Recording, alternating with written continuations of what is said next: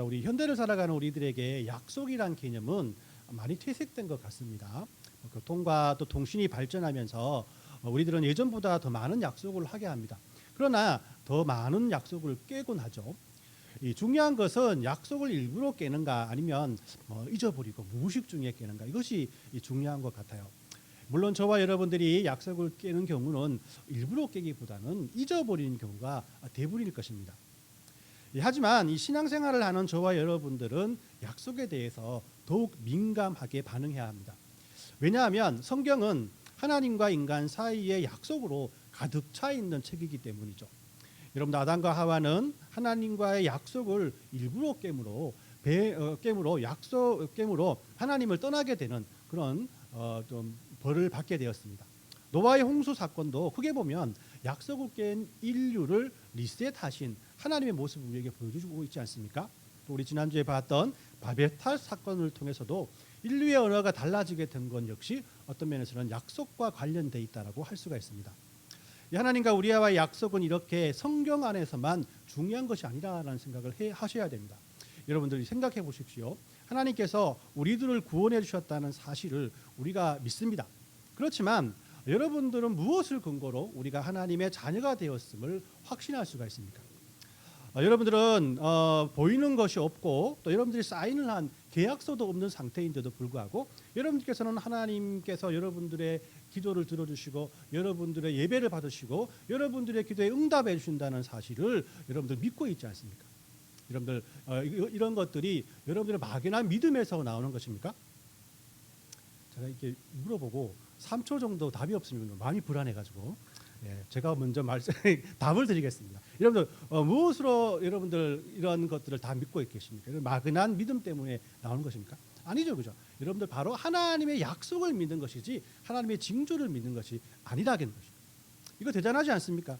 우리는 하나님의 약속인 성경 말씀만을 믿고 여기에서 모여서 찬양을 하고 말씀을 듣는 겁니다. 하나님의 약속인 성경 말씀만을 믿고 어떤 면에서는 여러분들 하나님 앞에 헌금하고 하나님 앞에 봉사하고 있다라는 것입니다. 이 모든 것들을 볼 때 우리들은 참 하나님에 대한 믿음이 대단하다, 그런 생각들을 해볼 수가 있습니다. 자, 그렇기 때문에 하나님과 우리와의 약속은 지금도 또한 우리의 미래에도 아주 중요한 믿음의 요소가 될 수 있다는 것이죠. 그래서 이 약속은 계약과 언약으로 구분될 수가 있습니다. 계약 당사자인 A와 B가 어떤 대상에 대해서 합의할 때 그 계약이 성립된다고 할 수가 있죠. 여러분들이 직장에 가면은 고용계약서를 쓰는 것도 마찬가지입니다. 집을 사거나 은행에 대출을 받거나 또 보험을 들 때도 이만큼 두꺼운 계약서를 주는데 그 계약서의 내용들을 살펴보면 다 이런 내용입니다. 계약의 대상을 정하여 A가 누군지 B가 누군지를 정하고 만약에 계약에 써 있는 내용들을 어길 시에는 어떻게 한다라는 것들을 써놓고 거기에 여러분들이 동의하면은 사인을 하게 되고 사인을 하게 되면 계약이 성립된다라고 할 수가 있어요. 이 성경에도 같은 이야기들이 많이 나옵니다. 하나님께서 계약의 주가 되시고 또 이스라엘이 계약의 상대방이 되어서 그죠? 계약을 잘 지키면 복을 주시고 또 어기면 벌을 주신다는 것이 그 구약의 상당수의 내용을 차지하고 있는 겁니다. 자, 이와는 달리 그 언약이라는 용어는요, 계약과는 조금 다른 어조로 우리에게 다가옵니다.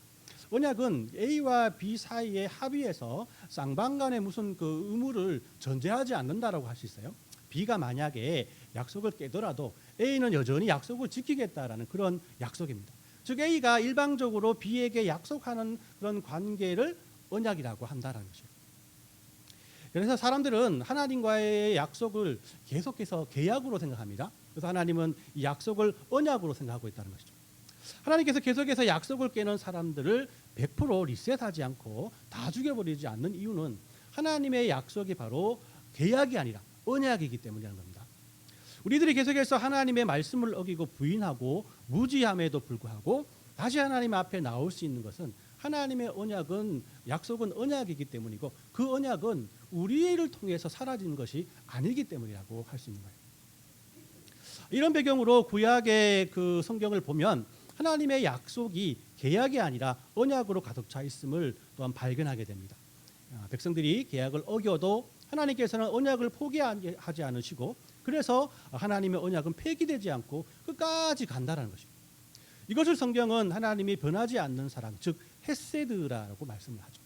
이렇게 이스라엘은 계약의 백성이 아니라 언약을 하나님께 언약을 받은 언약의 백성이 된 거라는 겁니다.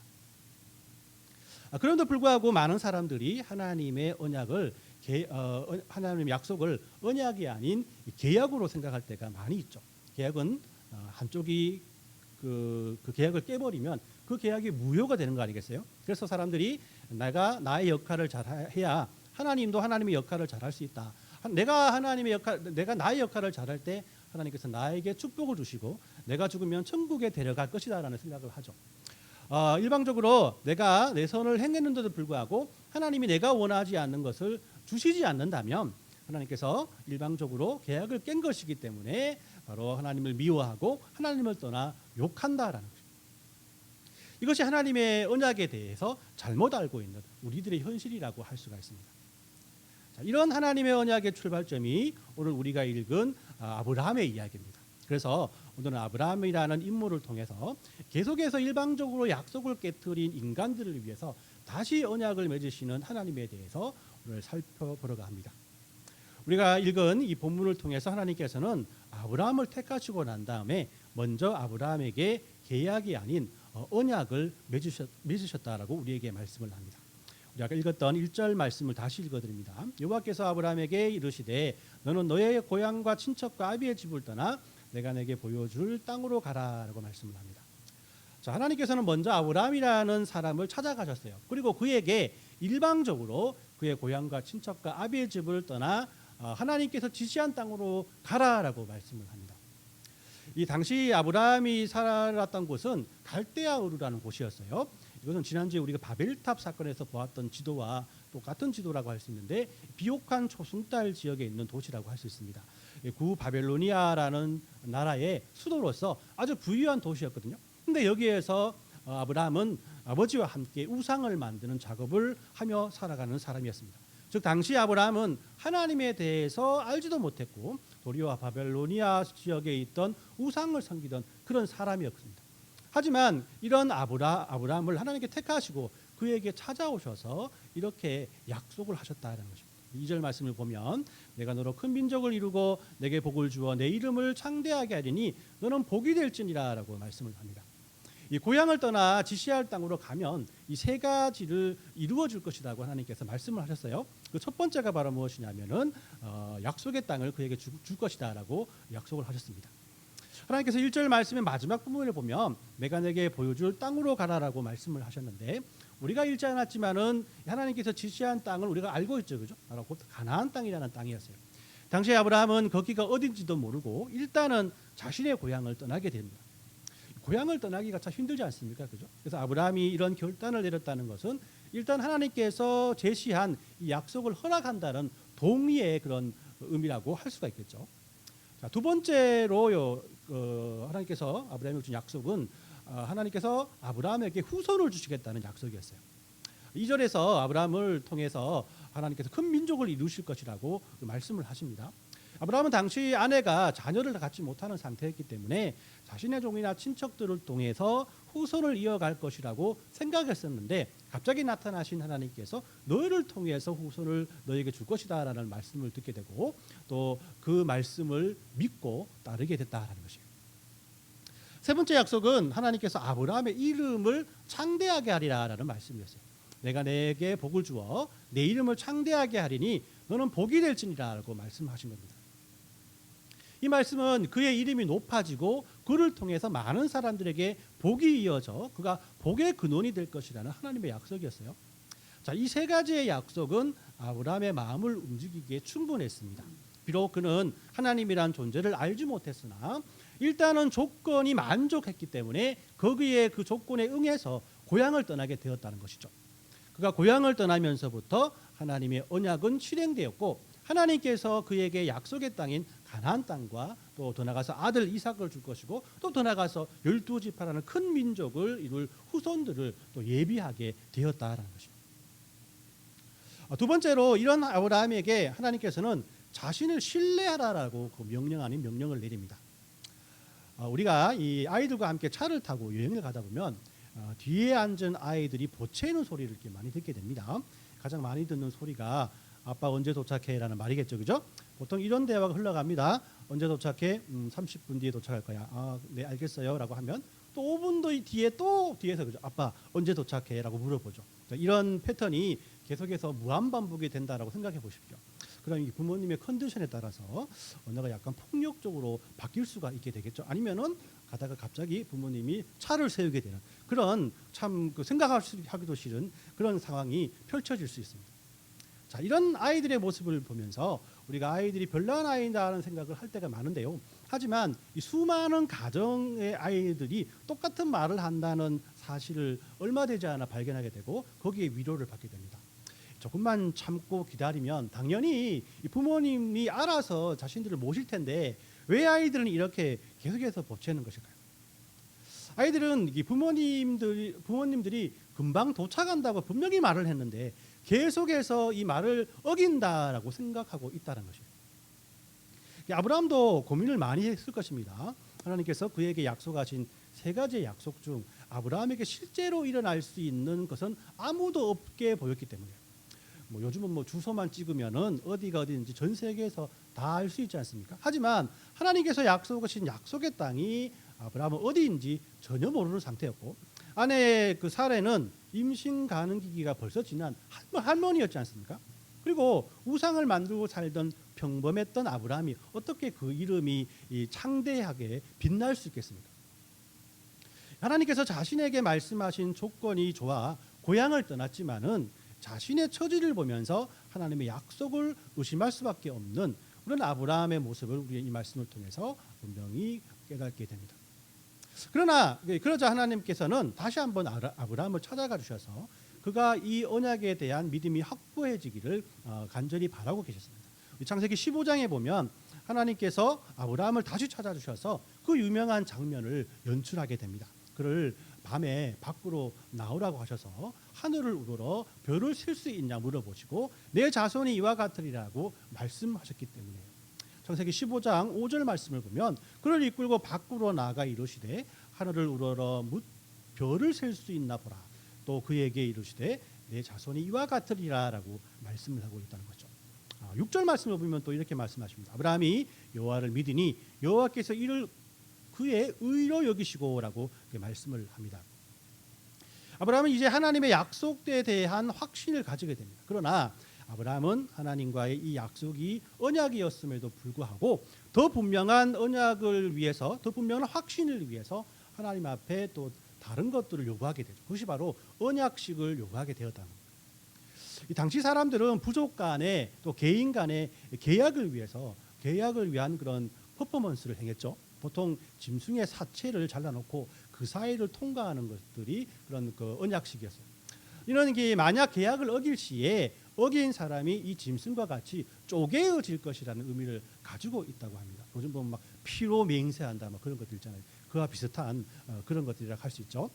자, 아브라함은 당시 풍습대로 의식을 행하기를 원했고 하나님은 그에게 3년 된 암소와 3년 된 암염소와 3년 된 수장과 산비둘기와 집비둘기 새끼를 가져오라고 명령을 하셨습니다. 자, 그래서 아브라함이 그것을 가져다가 와서 이렇게 중간에 쪼개어 놓고 하나님이 그 중간을 왔다 갔다 하시기를 간절히 기다리고 있었어요. 하나님을 기다리다가 해가 이렇게 지레되었어요. 그래서 아브라함이 기다림에 지쳐서 잠을 자게 되는데 그때 하나님께서 꿈으로 나타나셔서 장차 아브라함의 자손이 이방에 객이 되어서 애굽에서 400년 동안 살게 될 것이고 큰 재물을 이끌고 출애굽할 것이라는 것과 그가 장수하다가 평안히 조상에게 돌아가서 장사될 것을 그에게 말씀을 해줘요. 그리고 그 말씀이 끝나자마자 그가 잠에서 깨게 되고요. 또 하나님께서 불로 그곳에 임해 주셔서 쪼개어 놓은 동물 사이로 친히 지나가게 되었다라는 거예요. 이는 이 일이 실현되지 않는다면 자신에게 이런 일이 일어나리라는 하나님의 엄중한 결심을 보여주고 있습니다. 만약 이 언약 중에 너희가 지키지 않는 부분이 있다면 그것이 깨어지는 언약이 아니라 하나님 자신이 이 저주를 대신 받고 그 언약을 계속 이끌어 나갈 것이다라는 하나님의 의지가 분명히 담겨 있다는 거죠.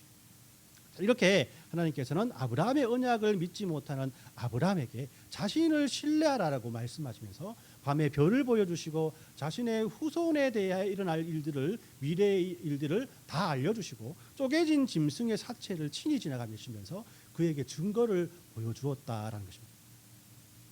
세 번째로 하나님은 아브라함에게 구별된 삶, 그러니까 너는 구별된 삶을 살아라라고 명령하십니다.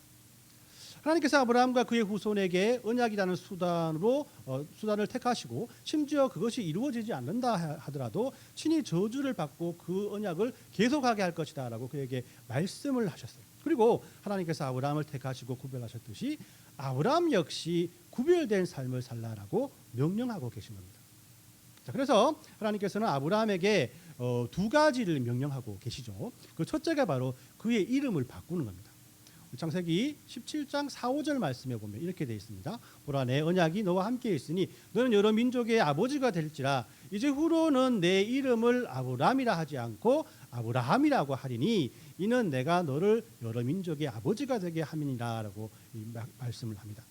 여러분, 아브람은 이 존경받는 아버지라는 뜻을 가지고 있어요. 즉 이 가족 안에서, 친척 안에서 부르는 존칭입니다. 큰아버지, 큰아버지 뭐 이런 모습이겠죠. 그런데 하나님께서 아브라함의 이름을 아브라함으로 바꾸셨어요. 아브라함의 뜻은 뭡니까? 열국의 아비라는 뜻 아니겠어요? 그러니까 하나님께서 아브라함으로 이름을 바꾸심으로 아브라함은 이제 가족의 아버지가 아니라 열국의 아버지가 되는 이름을 받게 된 겁니다.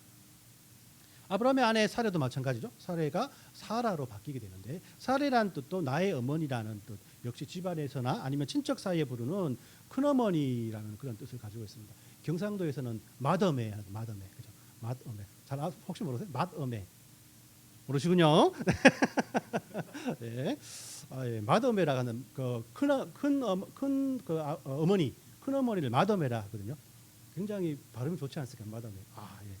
아무튼 그렇습니다. 그래서 사례가 바로 그 맏어매, 저기 이제 큰어머니라는 그 뜻을 가지고 계셨는데, 바로 사라라는 이름을 바꾸죠. 사라라는 이름은 바로 이 열국의 어머니라는 뜻을 가지고 있다는 겁니다. 이 성경에서 이름이라는 것은 단지 그 부르는 호칭뿐만 아니라 그 사람의 성격과 생애와 미래까지 반영을 합니다. 이 말은 이름만 바꾼다는 뜻이 아니에요. 그 이름에 맞는 삶을 살라라는 하나님의 기대가 담겨 있다고 할 수가 있습니다. 아브라함이 되었다는 것은 이제 그가 한 가족의 아버지로서의 삶이 아니라 열국의 아버지와 같은 넓은 마음으로 구별되며 살 것이라는 것을 하나님께서 요구하고 계시다는 거예요. 여러분들, 우리도 각자의 이름을 가지고 있지 않습니까? 예수님을 마음속으로 영접하고 하나님의 자녀가 되면 우리의 이름이 분명히 바뀝니다. 여러분 잘 모르시죠? 바뀐 이름이 뭐라고 생각하세요? 역시 제가 3초를 못 기다립니다. 그래서 바로 답을 말씀드리겠습니다. 우리들의 바뀐 이름이 바로 그리스도인이라는 것입니다. 예전에는 사람들이 우리의 이름을 불렀습니다. 그죠? 그러나 하나님의 자녀인 그리스도인이 된 이후로 우리들은 이제 그리스도인, 예수 믿는 사람, 예수쟁이라고 이름을 불리게 된 거예요. 이전에는 나의 이름으로 살았지만 이제는 그리스도인, 즉 그리스도를 따르는 하나님의 자녀로 살아라, 맞게 살아라, 그러한 존재가 되었다라고 우리에게 붙여주는 하나님의 그런 이름이라고 할 수가 있습니다. 두 번째로 하나님은 아브라함이 구별된 삶을 살라고 그에게 할례를 행하라라고 말씀을 하십니다. 창세기 17장 9절 10절 말씀을 보면 하나님이 또 아브라함에게 이르시되 그런즉 너는 내 언약을 지키고 내 후손도 대대로 지킬지라. 너희 중 남자는 다 할례를 받으라. 이것이 너희와 너희 후손 사이에 지킬 내 언약이니라라고 말씀을 합니다. 하나님께서 아브라함과의 언약의 증표로 모든 사람들에게 할례를 행하게 하십니다. 이 이름을 바꾼다는 것은 그 구별된 삶을 살라는 마음속의 그런 의미이지만은 할례란 것은 실제적으로 신체에 표시를 해주는 행위잖아요, 그죠? 그래서 아브라함의 자손들이 이 세상의 다른 민족과는 구별된 표징으로 삼으셨다라는 겁니다. 할례는 이 문신과 같이 지워지지 않는 표식입니다, 그죠? 그래서 그것을 볼 때마다 하나님의 언약을 생각하게 하기 위해서 하나님께서 그대로 명령하신 것이라고 할 수 있습니다. 하나님께서는 이스라엘 백성들에게 속한 사람들은 이방인일지라도 태어난 지 8일 만에 할례를 행하게 하셨어요. 그리고 부모들은 아이들이 다 자라날 때까지 최선을 다해서 하나님의 자녀로 자라나게끔 아이들을 책임지게 하는 그런 의무를 부여했다는 겁니다. 이 구약의 할례가 지금 유아 세례의 전통으로 분명히 이어졌습니다. 유아 세례는 아이의 신앙이 아니라 그 부모님의 신앙으로 받는 것 아니겠습니까? 그죠? 이런 곳 이 할례가 부모와 신앙 공동체가 함께 아이를 하나님의 자녀로 키우겠다는 약속인 것처럼 유아 세례 역시 아이를 하나님의 자녀로 키우겠다는 부모와 또 우리 교회 공동체의 약속과 같은 의미가 되기 때문입니다. 자, 오늘 이 말씀을 정리합니다. 자, 하나님께서는 이 깨어졌던 사람들과의 계약을 아브라함을 택하셔서 계약이 아닌 언약으로 다시 약속을 이루셨습니다. 두 번째로 아브라함에게 하나님 자신을 신뢰하라고 분명히 명령을 하시죠. 하나님께서 아브라함에게 하늘의 별을 보여주시고 또 미래의 그 후손과 자신의 마지막에 대해서 말씀을 해주시고 그래도 믿지 못하는 아브라함을 통해서 쪼개어놓은 소의 사체 사이를 지나가게 하면서 아브라함에게 하나님의 언약에 대한 확신을 가지게 했다라는 것입니다. 세 번째로 마지막으로 하나님께서는 아브라함에게 언약의 증표로 그의 이름을 바꿔주시고 또 할례를 행하게 하셔서 이 세상에서 구별된 삶을 살아가라라고 부탁하신 것입니다. 우리는 아브라함과 또 언약을 맺으신 하나님의 이야기를 통해서 그 언약이 지금 우리에게까지 이어지고 있다는 사실을 발견할 수 있어야 됩니다. 만약 언약은 한쪽이 깨뜨린다고 해서 무효가 되는 것이 아니라고 했습니다. 언약은 한쪽이 깨뜨릴 때 받을 수 있는 저주를 대신 받고 일방적으로 계속해서 그 언약을 유지하는 것이라고 했습니다. 하나님께서 아브라함과 맺은 언약 때문에 우리가 죄인으로 사는 것이 아니라 하나님의 자녀로 살아갈 수 있게 된 것입니다. 우리가 받아야 할 고통을 예수께서 대신 받으시고 택하신 우리를 끝까지 놓지 아니하시는 하나님의 은혜를 우리는 아브라함의 언약을 통해서 확인할 수가 있어야 된다. 이것이 우리가 전해야 할 복음이고 이것이 우리에게 이어지는 하나님의 언약이 계속된다는 사실을 우리가 분명히 우리 마음속에 새겨야 한다는 것이죠. 그래서 제가 생각할 때 하나님께서 아브라함에게 별을 은하수를 보여주면서 저 별들과 마찬가지로 너의 그런 자손들이 수천만의 자손들이 있을 것이다라고 말씀을 하셨을 때 하나님께서는 엄연히 그 속에 예수 그리스도의 보혈의 능력을 보여주실 것이고 예수님의 고난을 그에게 보내주셨을 것입니다. 이번 한 주간은 이렇게 하나님과 맺으신 하나님의 언약이 예수님을 통해서 우리에게 이어진다는 사실을 하나님 앞에 감사했으면 좋겠습니다. 아브라함의 이름을 바꾸시고 그에게 할례의 표를 주셨던 하나님의 언약 때문에 우리들이 그리스도인이라고 불리게 되었고 할례 대신에 십자가의 표를 우리 마음속에 새기게 되었음을 재확인했으면 좋겠습니다.